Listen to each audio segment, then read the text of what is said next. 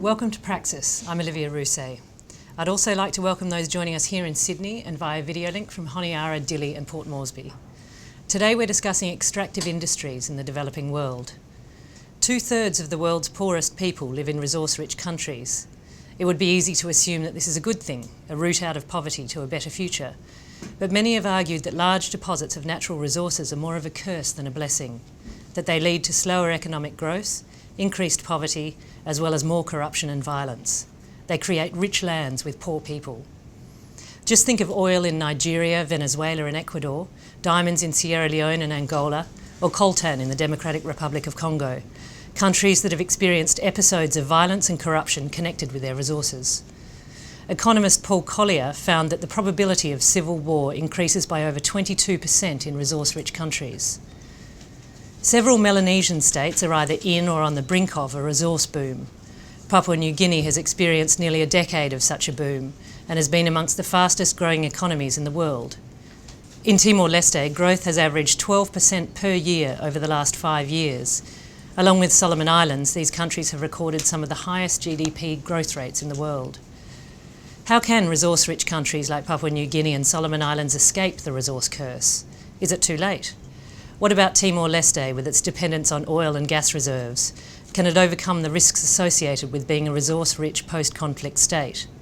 Can countries rich in resources translate gains into broad improvements for their people? To discuss these issues and more, on our panel today we have Colin Filer from the Australian National University, Vivek Suri, a lead economist at the World Bank, and Michael Nest, the governance expert and author of Coltan. Welcome to all of you. Michael, I'd like to start with you. Can you talk about the history of coltan in the Democratic Republic of Congo?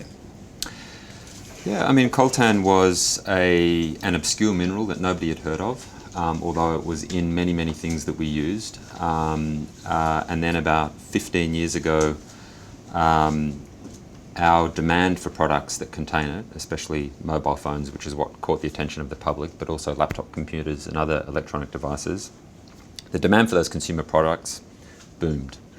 With that boom, there was also intensive exploration for new sources of coltan, or tantalite as it's properly known. And one of the places coltan is found is in eastern Congo. So in eastern Congo, the price had skyrocketed. It had increased many, many times from about $40 a kilo to about $300 a kilo. And there was a rush, like a coltan rush, similar to the gold rushes that happened in Australia in the 1860s or in California, or indeed in Papua New Guinea, where you have many people using picks and shovels who just moved into an area, ignored the local landowners or occupants of the land, dug up the land to extract coltan. And like the mining of other minerals, such as diamonds, also tin and gold, that kind of uncontrolled mining, especially somewhere like Congo, where the state, the government, has very little control over what happens in that area of the country. So the police are basically defunct out in the bush. The army has some presence, but is a perpetrator of abuses against civilians in the way that the many anti-government rebel forces also perpetrate abuses against civilians. The manifestations of that combination of artisanal mining of coltan it's not worth as much now as it was 20 years ago or even 10 years ago, and all those armed groups, are things like the destruction of livelihoods and the weakening of property rights, the large-scale migration into areas of people from outside that area, the rise of prostitution where it never existed before because of, in particular, men moving into an area, the pulling apart of families due to miners migrating into those areas to try to make a living, environmental destruction. So all of these things are often lumped together under the term the resource curse. So this is really the human dimension of what mining can do in a particular area. And I mean, my work has been particularly on coltan, what the impacts of that have been. Now, the war in Congo is not just about mining. There are other causes as well, but mining is one cause. And it's a cause that we can actually do something about. So I don't think it's just a bad news story. and what we can do about it has relevance for other countries in the world where there is mining, including in the Pacific. And often I think people struggle to make the links because patterns of land tenure are so different in the Pacific with very high community ownership of land, for example, in Papua New Guinea, which doesn't exist in terms of subsoil rights in Africa. What are the lessons that you think can be applied to the Pacific? I think the main one is that the mechanism that regional governments are setting up to try to keep out of the supply chain, keep conflict minerals out of the supply chain, so that's coltan, but also gold, tin, and tungsten. It's the fundamental principles of it are about transparency in what happens with minerals, who handles them, what money they're extracting, what taxes they're extracting, what revenue the government is making from it. So there is a general argument about how that kind of transparency and accountability in terms of the participants in mining that is completely transferable to other areas of the world. Because by having those things in place, it means communities have a better understanding of what is happening with their resources. Governments have a better understanding of how much money they're making or they're actually losing because they're being ripped off. But also mining companies have a better understanding of what is happening in their sector. I mean, mining companies are often very upset when they find out that one company is paying bribes, and that's why they've been excluded from all of these deals. So there's a very strong argument, there's a very strong business case for how that kind of transparency and accountability, which is a very live debate and widely accepted in Congo. Do you think on another level that somewhere like Congo would be better off without not being so resource rich? Is it a burden? Well, if you ask the Congolese, they would say, what other kind of work would I do? There are no other kind of jobs. Or we don't want to go back to farming. There are problems and complications that come with the mining industry. I mean, I think, the lesson from Congo is that where there are few available alternatives, mining remains a sought-after option for people who are trying to make a living. But that said, it shouldn't be rampant mining without any kind of regulation and control. And you need a regulatory role for state institutions, and you need rules around what mining companies do. What are the impacts institutionally of the resource curse? Well, Vivek will talk more about the sort of economic dimension to that, but in terms of the human dimension to the resource curse, continuing conflict in Congo, because it hasn't gone away. The war is still going. People are still dying. There's still mass rape. There's still child soldiers. There's still child miners in mining areas. The government has almost no effective capacity, and in some places presence at all, in the east of the country. So that area of the country is probably roughly the size of New South Wales, maybe the size of Papua New Guinea, a bit bigger than Papua New Guinea. That means no services at all provided by the government. There aren't any roads except vestige roads that were built 80 years ago. There aren't any school teachers paid by the government. There aren't any nurses paid by the government. There aren't any nurses paid by the government. The government doesn't provide any of the things we would normally expect it to do.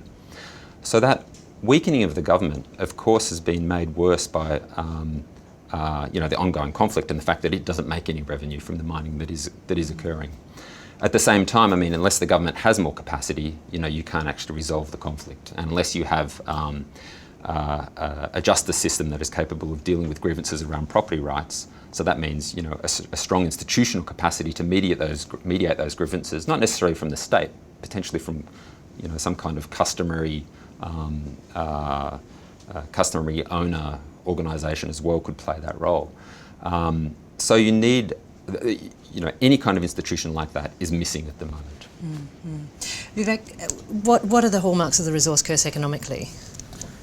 So economically, why did this term resource curse come about? Because in the recent decades we saw that developing countries that had natural resources and were exporting them grew at a pace that was slower than developing countries that did not have natural resources. So people thought there must be something happening in these countries that does not allow resource-rich countries to actually grow rich. But having said that, I agree with what was just said, that resources are not necessarily a curse. They can be a blessing. The key economic problem, if one were to put it this way, is that countries are rich in wealth which is below the ground. The challenge is to convert that wealth below the ground into wealth above the ground. So how can countries who are depleting their wealth below the ground convert it into factories, roads, bridges, more healthy and educated people? The fact that this is not happening is the manifestation of the resource curse. Can you define Dutch disease and talk a little bit about? Yeah. So one economic reason behind the resource curse is the so-called Dutch disease. As many people would be aware, the term comes from the discovery of natural gas in the Netherlands in the 1960s, whereby the discovery of gas actually led to the Netherlands economy slowing and in fact even declining, though that did not last for long. So the phenomena whereby a resource boom leads to a contraction of the overall economy because sectors that export or compete with imports tend to contract. This phenomenon is called the Dutch disease, and we see it happening again and again. So why does it happen? And in fact, we observe it in Australia as well to quite an extent. When a resource boom happens, the currency of the country tends to appreciate. When the currency appreciates, the exporters who rely on the world market tend to get incomes that fall, which tends to contract the sectors they're in. At the same time, when there is a resource boom, you have a lot of capital flowing into the country through the mining sectors, and that money is also spent domestically. What then happens is that it raises prices of things which cannot be traded. So rents go up, wages go up. This raises the price of producing the goods that are being exported or that are competing against imports. So the sectors, the so-called lagging sectors, the export sectors or the import competing sectors tend to contract, having a detrimental impact on the economy as a whole, while the resource sector is booming. Is Papua New Guinea suffering from Dutch disease now, do you think? It's not as clear as it has been in some of the countries, but there are certainly symptoms of the Dutch disease in Papua New Guinea. Now, Papua New Guinea is in a sense in an interesting phase, because the boom in the economy has happened not because of this, as people might know, there is a big LNG project which is currently under construction in Papua New Guinea. And the boom that has happened in Papua New Guinea is not because of the export yet of that gas. Rather, it's the construction phase of that gas which has led to huge inflows of capital to Papua New Guinea. It has led to an appreciation of the kina, which is its currency. It's led to domestic inflation, which has resulted in the so-called appreciation of the real exchange rate. And this factor has affected some of the exports, the agricultural exports in Papua New Guinea. So to that extent, one can say that there are some Dutch disease type symptoms being felt in Papua New Guinea right now. And what is the solution? What needs to be done, ideally? Yes, I think that's the natural next question, and I think there's some good things happening in Papua New Guinea. I think there's the recognition that once the mineral revenues actually start to flow, one cannot afford to have Dutch disease-like symptoms in the economy. So one way out of it, which has been seen in many countries, is the setting up of so-called natural resource funds, or as it's being called in Papua New Guinea, a sovereign wealth fund. What a sovereign wealth fund does is it tends to insulate the economy from ups and downs of the exchange rate. How does it do that? The reason why exchange rates tends to appreciate is because there is a huge inflow of foreign exchange into the country. So if you can take some of that foreign exchange and put it in a fund that could be invested overseas, that pressure of appreciation goes away from your currency. But that's not the only problem that a natural resource fund can solve. There is a key question about natural resource exploitation, which is how much of the wealth under the ground should be there for the current generations and how much should be there for the future generations. the Sovereign Wealth Fund in Papua New Guinea is also trying to address this issue. So when the revenues flow out of the exploitation of natural resources, they're put into this fund. And not everything is drawn down immediately, which, if it were, could cause Dutch disease-like symptoms. The fact that some of this is invested overseas helps to allay the pressure on the exchange rate.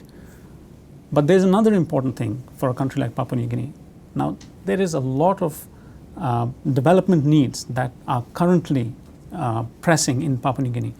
So putting all the money that flows into an overseas fund doesn't make sense. You would like to put some there, but you would like to invest some domestically. And that is going to be the key challenge for Papua New Guinea. Investing money domestically and providing services to the people of Papua New Guinea that will improve human capital in the future, provide better infrastructure which private businesses can exploit, which will tend to raise the overall productivity of the economy. And raising overall productivity of the economy is another way to slow down Dutch disease type of symptoms. Is it similar for Timor-Leste, with so much of their economy dependent on oil reserves? Yeah. So Timor-Leste has a very good experience with the setting up of a sovereign wealth fund. Timor-Leste, as people might know, depends very much on oil. 90% of its revenues flow from oil. The money that flows into from oil is set aside into a petroleum fund. That petroleum fund has two purposes. One is to fund the needs of the current generation, but also to sequester some away and put it into a natural resource fund, or the petroleum fund as it's called, for the future generations. And that fund has now about $11 billion, which is several times the GDP of Timor-Leste, so that's good. The challenge right now that a country like Timor faces again is how much should it put away and how much should it use currently for the present generations. And in facing this challenge, one of the key areas that needs to be built up in an economy is the spending architecture of public money, making sure that money is well spent for the needs of the current generation, the money that's being spent. That requires a lot of work on the plumbing of the system, of the public expenditure system, through which the money flows from the coffers of the government to the schools, to the hospitals, to the infrastructure projects that are being built. Vivek, I might move on to Colin. Can you give an overview of how PNG has been affected by the resource curse since independence in '75? As the other guys have said, the resource curse can take different forms within the same country at different points in time, or between different resource projects. And there are about 5 obvious types of negative impact. We've talked about the negative economic impact, the Dutch disease. We've talked about the negative political impact in the case of Congo, where you get competition and often violent conflict over the distribution of the proceeds or the benefits of resource projects. There's also an environmental form of the curse, obviously. You've seen that in the case of the Oktedi mine in Papua New Guinea, very obviously. And you even get social and cultural forms in terms of sort of local social disintegration or greater gender inequity because women are excluded from the benefits of these projects, or a cultural form where you get a sort of a culture of compensation very noticeable in Papua New Guinea, which can be linked to the dependence on natural resources in the economy and on these major resource projects. At independence in 1975, already minerals accounted for 60% of Papua New Guinea's exports. Over the last decade, it's been between 75 and 80%. So in other words, the country is more resource dependent now than it was at the time of independence. At the time of independence, there was this idea that you'd have these big mining projects, the government would collect money from them, like milking a cow, and then you spend that money in ways that sort of strengthen agriculture, diversify the economy, or otherwise do things like improving human capital. None of that really seems to have happened. Papua New Guinea now, it has the lowest human development indicators of any country in the Asia-Pacific region apart from Afghanistan and Nepal. So in terms of poverty, it's no better off than it was at the time of independence. So people say, well, where did all those mineral revenues get spent? Why have they not served to basically improve these human development indicators? The standard answer to that question is basically, well, it's a governance issue, basically. If you don't have good governance institutions, then what will happen is that the money will be misappropriated. I mean, nobody really knows how much of the government revenues in Papua New Guinea are misappropriated. Some people say it could be as high as 50% get stolen from the public purse in one way or another. What we see with mineral revenues, though, is that the government, partly in response to what happened on Bougainville, where the mine was closed down as a result of an armed rebellion, a very clear example of the political version of the resource curse, if you like, was that the government put in place this institution called the Development Forum, which was designed to bring kind of various stakeholders together, local landowners, provincial government, local government, national government agencies, and have an agreement on how to distribute the benefits. That institution is often held up as as a model for the rest of the developing world in terms of negotiating benefit sharing agreements. And in many ways that institution has been quite successful. The only problem is that it has resulted in agreements by which the government gives more and more money as time goes by back to local interest groups from provincial governments downwards as the price of their political support for a major resource project. This is justified, and I think it is well justified in terms of avoiding the risk of another Bougainville, another situation where you get extremely violent conflict which results in the closure of a mine. So it does serve to sort of pacify local interest groups to some extent. It certainly seems to have reduced the risk of the kind of conflict that you see in the Democratic Republic of Congo. We don't see that. We see some low-level conflict around some major resource projects like Porgera.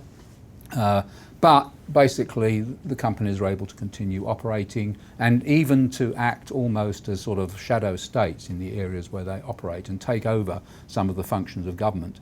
This is not a particularly good point from the point of view of sustainability. This is not a terribly good thing because obviously projects don't last forever. What happens at the point of closure if local people have become so thoroughly dependent on the services and the benefits provided by a major resource project? So there's a problem of sustainability there. There's also a problem of equity nationally if the government is actually, the national government is giving away more and more of what it receives in taxes from these resource projects to these local stakeholders in order to keep them happy. So 25% was the amount they were giving away in 2002, but with this new gas project it looks like it's going to be an even larger proportion of the revenues are going to be given away to local interest groups. Do you see the overall pattern changing? Do you see a possibility where the government will be able to build up other sectors and sort of change the legacy? Well, not much sign of that happening. Palm oil exports, for example, fell by 50% between 2011 and 2012. This seems to be an effect of the Dutch disease that Vivek was talking about. You're getting a serious squeeze on the oil palm industry, which has traditionally or recently been the most vibrant agricultural sector in Papua New Guinea in terms of both employment and exports. Maybe it's not such a bad thing if you think of the logging industry. Maybe it's not such a bad thing that Papua New Guinea will export fewer logs to China than it does at the moment as a result of the resource boom. But when this gas project comes on stream, it is going to have a very significant impact, as Vivek was saying. It's certainly straining the managerial capacity of the government. And if there were to be another one, which seems quite likely now, another gas project of a similar size, and we're talking about a capital cost of 16 billion to build one of these things, which is more than twice Papua New Guinea's total annual export revenue. Imagine another one coming along with another great debate about how to divide up the revenues, and the government again doing what it's done with the first one, appearing to spend an enormous amount on money to pacify these local interest groups, when in fact it won't actually get any significant tax revenue out of this gas project for another 10 years. So there is a risk that the government will spend its way into a serious fiscal crisis in these kind of situations. It's done that before when the oil first came on stream in 1990. Within 5 years you had such a fiscal crisis that the World Bank had to be asked to give a structural adjustment loan to the government. Are there opportunities that you see in the mining boom in Papua New Guinea, like in jobs or? Well, I think the jobs thing is interesting because the conventional view was that these big resource projects create very few jobs and therefore their employment impact is insignificant. However, from the studies we've been doing over the past year associated with the latest World Development Report, which talks about jobs, is all about jobs.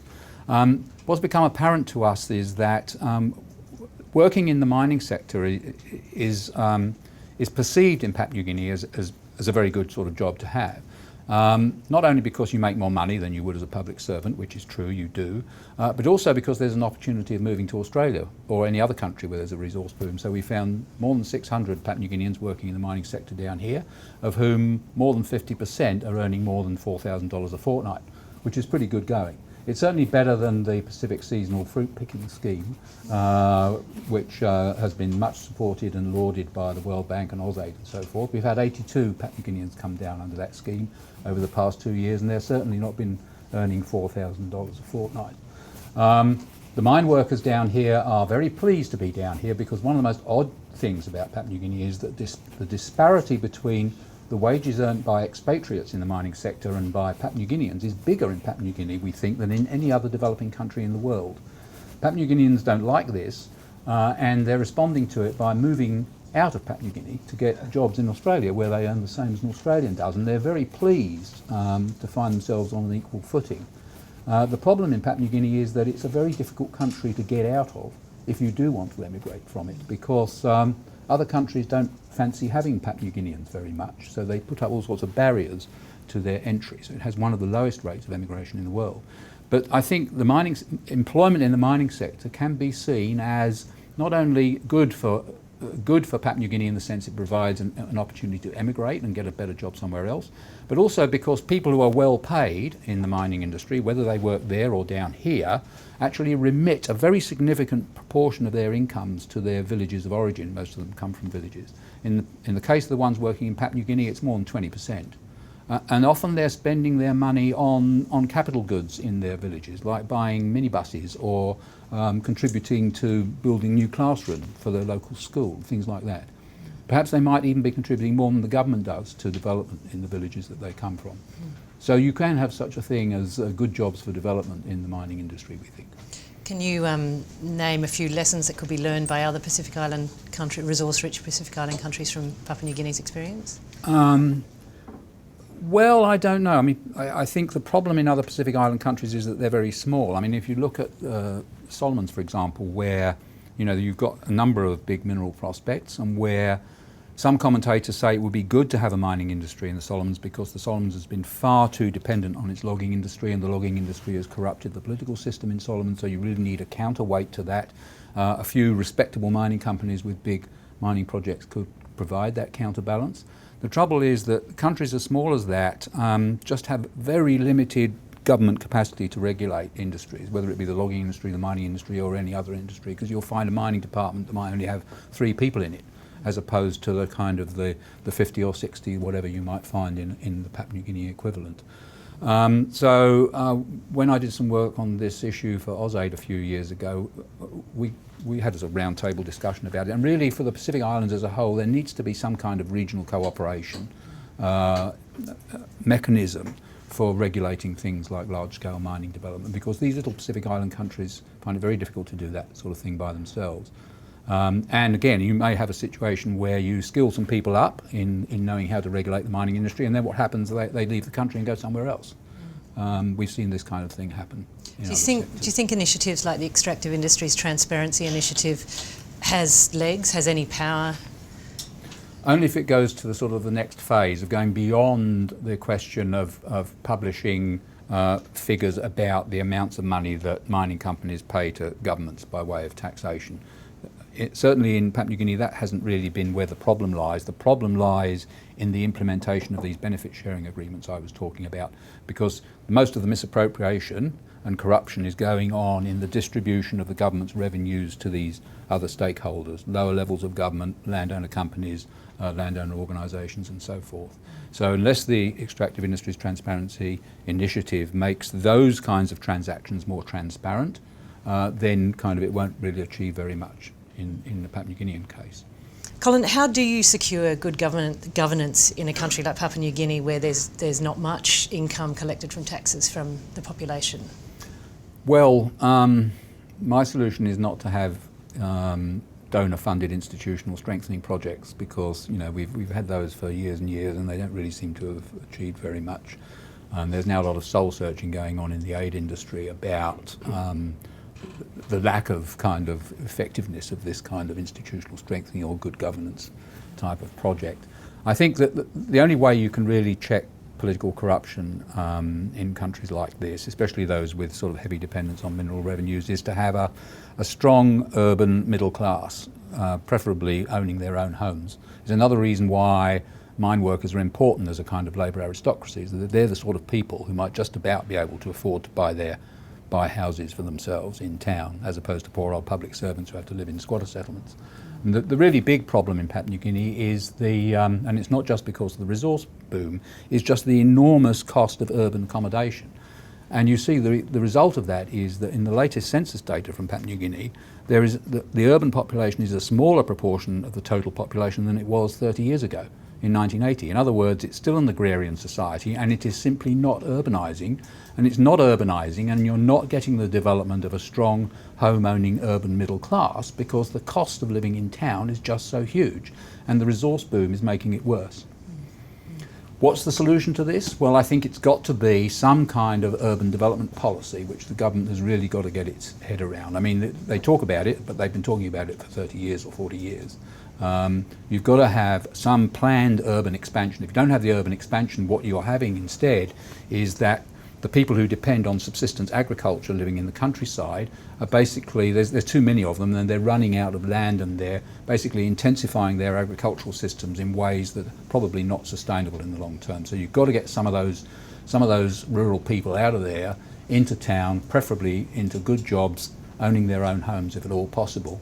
And that sort of property owning middle class will hopefully provide some check on political corruption. Generally speaking, urban MPs in Papua New Guinea seem to be less corrupt than rural MPs, but there are very few urban MPs in PNG.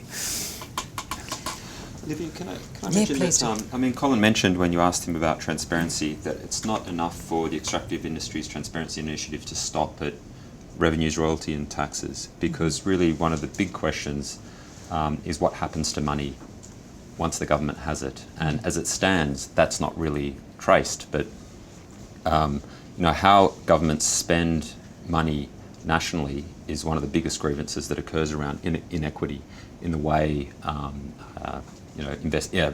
income from extractive industries is actually invested across a country. And I think transparency issues are often misunderstood as being something that's needed in developing countries because they're corrupt. And we need transparency to illuminate what actually happens with money there. But of course here, right now, we're in the midst of a monumental corruption investigation in New South Wales. And it focuses on the mining industry and another aspect of transparency, which isn't how the government spends income from mining. It's also not about revenues, royalties and taxation, although there was a claim that the taxpayer in New South Wales potentially was going to be stiffed of $100 million if these deals had gone through. But the other transparency issue is how a company gets an exploration lease or a mining lease in the first case. So again, the idea of transparency can be expanded beyond just revenue, royalty and taxes to illuminate what happens in an industry as a way of reducing corruption risks by exposing them or by increasing the threat of detection if a mining company tries to do something that's not good. But that might be an end in itself, but really what you want is the kind of mechanisms that can bring transparency also result in strengthening of both government institutions but also civil society organisations that can have a very real role in influence what happens in the mining industry. And also, mining companies that have a better social conscience and adhere very tightly to a set of ethics.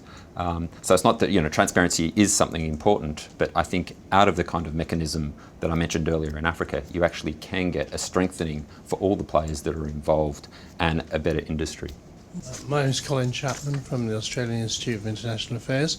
Just following up on your point there, we've talked about governments and their attitudes. Is there any discernible difference in the attitudes of the big mining companies from various countries or groups? For example, United States companies versus European companies versus Australian companies and versus Chinese companies. Chinese companies, for example, are now very active in Africa and becoming very active in the South Pacific in particular. Would you like to take that? So I was in Congo and Rwanda and Burundi in July, and I met all these people and we talked about mining all the time. There are two modern mining companies that are only two that are operating in eastern Congo. And I asked I asked Congolese about those companies and what they thought. And one of them is an African company, but it's a very big, sophisticated mining company. And the other is a Canadian company.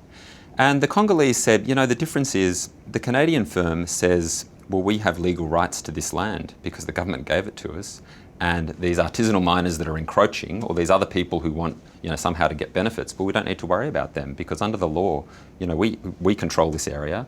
And yes, we've got a social development program, but we really shouldn't do any other kind of engagement outside of that.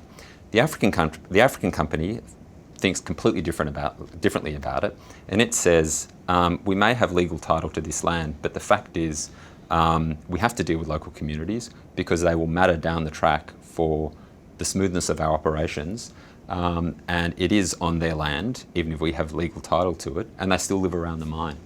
And I think that mining companies from rich countries, such as Australia and Europe and North America, can really learn from the way African miners are operating. And African miners have this depth of knowledge about operating there that often doesn't exist in mining companies that are very new to the continent. I'm not saying they're perfect, but I think there's a recognition of problems and the need to address certain problems that isn't always taken on board by other companies that just say, well, we have legal title, why should we have to worry about these problems? I've got another question here for you, Michael, from Vincent Obumi, who's a college lecturer in Honiara. He said, is there best practice formula for sharing wealth and revenue from the development of natural resources? From the experience in Melanesia, where land is customarily owned, they get little returns for allowing their resources for development. Well, I'm wondering actually, Vivek is a better person to answer that. Look, all I'll say is I think how well communities do out of a mining deal will depend on how much power they have at the very start of that deal from the exploration phase in shaping what the company does. And they only have power either if they are militant and well organised, or if they have a government that cares about those communities. So in political regimes where they care about the community and the community is large enough, that community might well have a useful, instrumental and powerful role in a mining deal. If it's not in that kind of political regime, and typically that's democracies, but not always, then you know the stakes are high. If it decides to take up arms or do something militantly or be very organised about opposing a development or enforcing, making sure that it has some role, then it might get the wrath of the government or of the mining company on it. But that's all I'll say. I think there's more to that question and I might have a better answer. Yeah, I mean, I think there's two levels of issues. I think one that you've addressed there, which is about how the resources are shared at the community level. But then, because these resources are discovered in a country or being exploited in a country, it's also about sharing those resources more widely in a country. It's about developing national infrastructure. So sharing wealth is not only inside the community where the resources actually exist, but it's how that wealth is distributed around the country. And that's where the role of the government and its budget is critical, to have access to those revenues and spend them well. There's I another. would say, just briefly, please. I think customary landowners in Papua New Guinea receive a bigger share of the benefits of a resource project than customary landowners in any other country in the world. And so if Solomon simply follows the Papua New Guinea example, I presume the same thing would happen there. Basically, but it does create an equity problem. Basically, customary landowners, if mining is happening on their land and the customary land ownership is kind of constitutionally recognised in the way that it is in Papua New Guinea and I think in Solomon Islands, then that's likely to be the outcome. So good for customary landowners in the short term, maybe bad for people who are not customary landowners of a big resource project. Michael Ahrens, Transparency International Australia.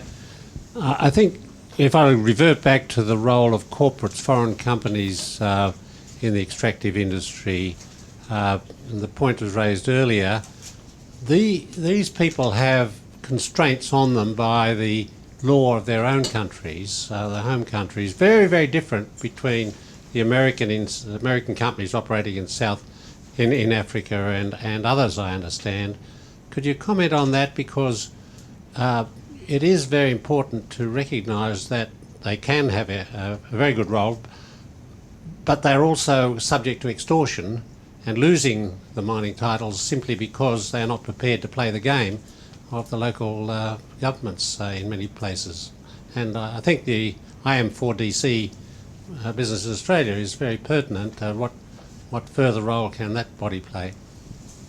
I mean, it's true that new laws like the UK Bribery Act, which looks like it's quite a robust act, and there have been cases brought using that act, have a good potential to dissuade extractive industry companies from paying bribes. Australia has its own act, but there are weaknesses around that. For example, minor payments aren't included as a bribe in Australia, and they can add up to quite a lot of money, and for a poor person they can be quite a lot of money. And I think that's a real weakness with our legislation. Look, I go back to my point about the need for about there being a business case for transparency, and that is individual companies can do very well if they bribe. There's no doubt about it, especially if nobody else knows about it. Shareholders will do well as well, if they know that their company's in there bribing away. And the political elites in the country that's getting the money, they do fantastically too. They send their children overseas to rich institutions and universities. And that's why there's a need for a sectoral approach in the extractive industries. Because if you have a sectoral approach, then what you're saying to different competing mining companies or oil and gas companies is that that's correct, one of you will do well, and if there is one company that has a monopoly in each country, it could be very difficult to convince the extractive industries to adopt a sectoral approach, because they'll just say, well, this is my kingdom and I can do what I want.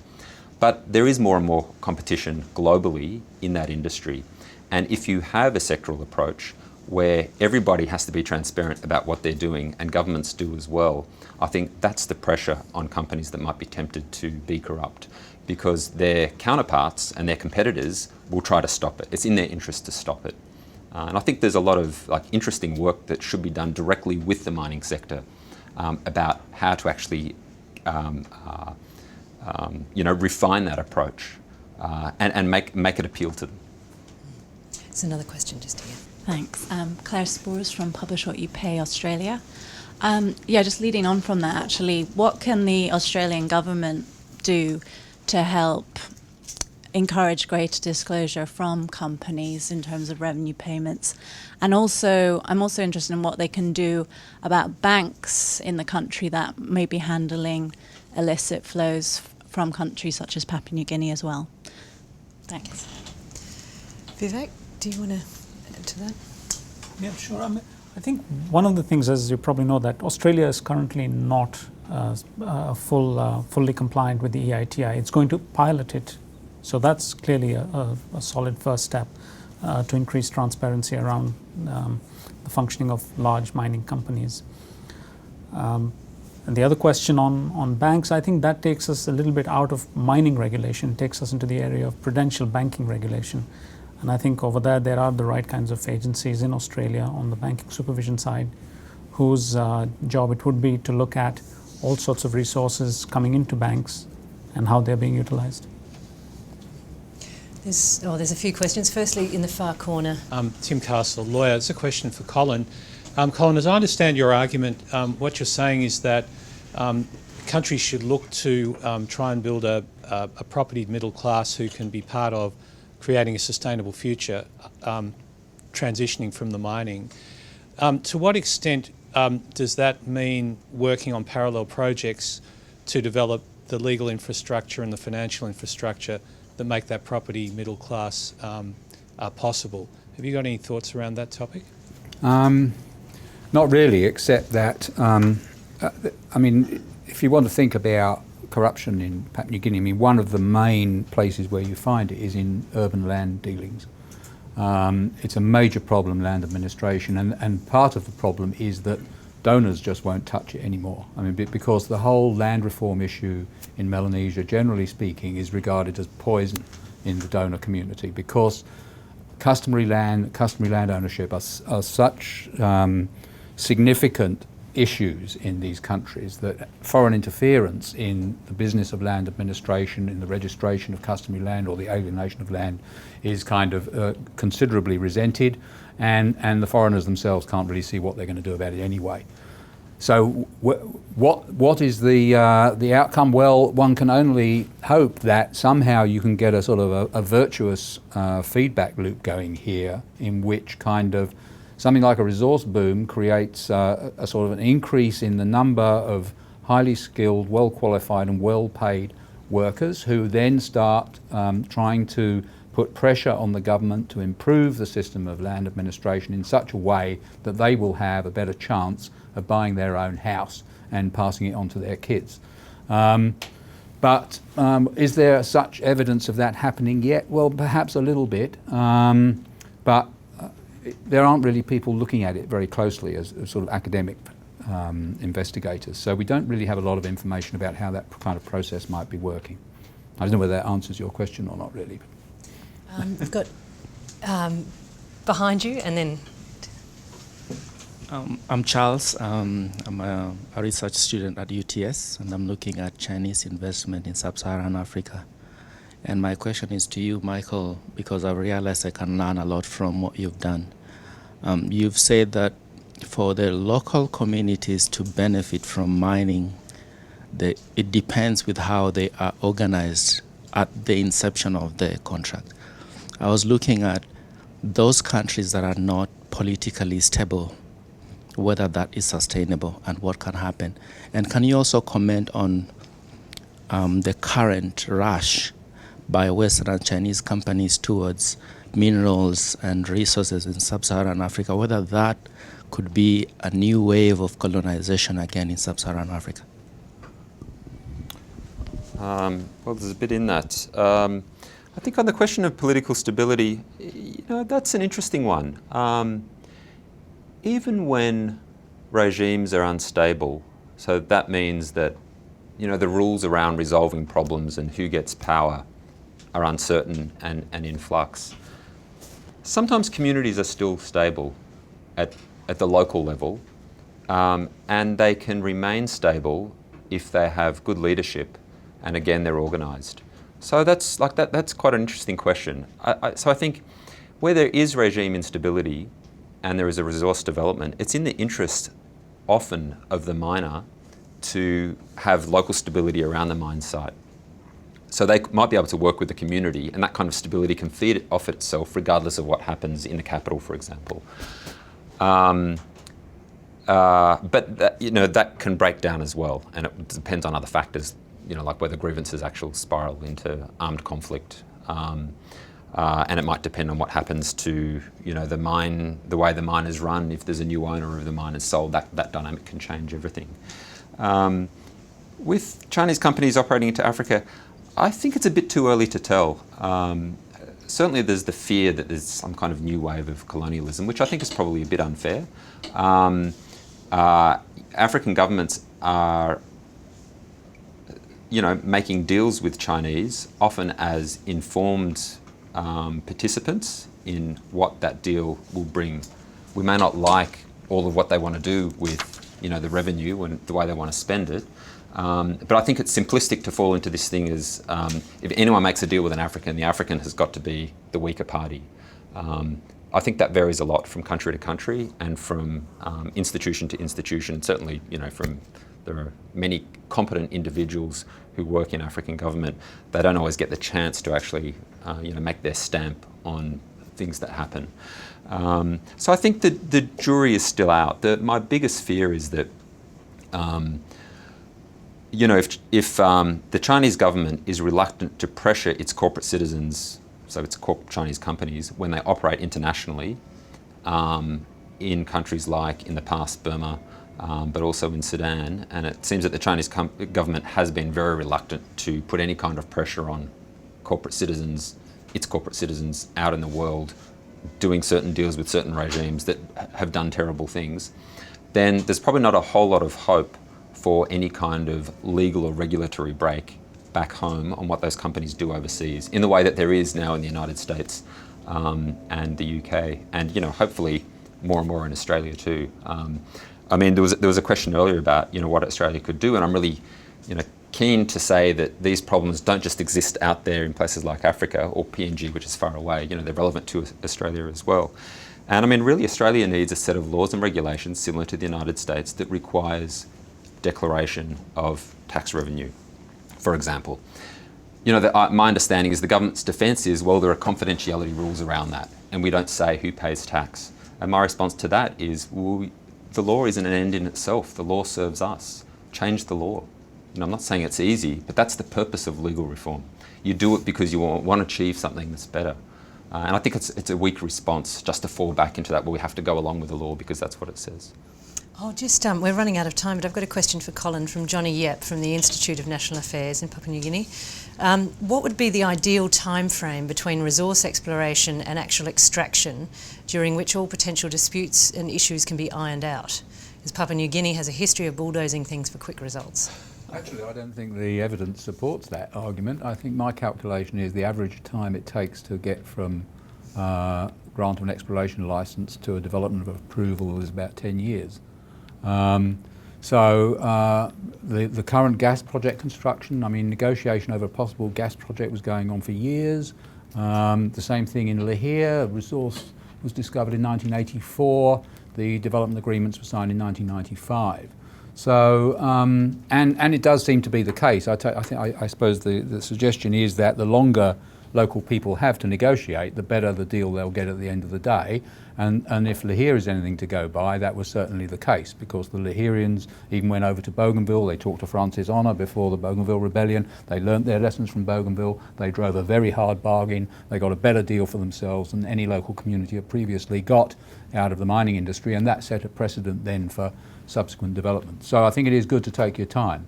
So it doesn't mean you should leave the stuff in the ground indefinitely, but taking your time to negotiate a good deal is a good thing to do. And I think Aboriginal communities in Australia have learnt the same lesson. Colin, one more from Ruth, who's a journalist in Honiara. What is Papua New Guinea's legislative framework for transparency and accountability? And is there fair revenue distribution in the mining industry that could prove workable for the Solomon resource owners? I'll skip the first part of the question because I'm not quite sure how to answer it. But on the second part, I think I've said before that the problem with benefit sharing agreements in Papua New Guinea is not that they're bad agreements.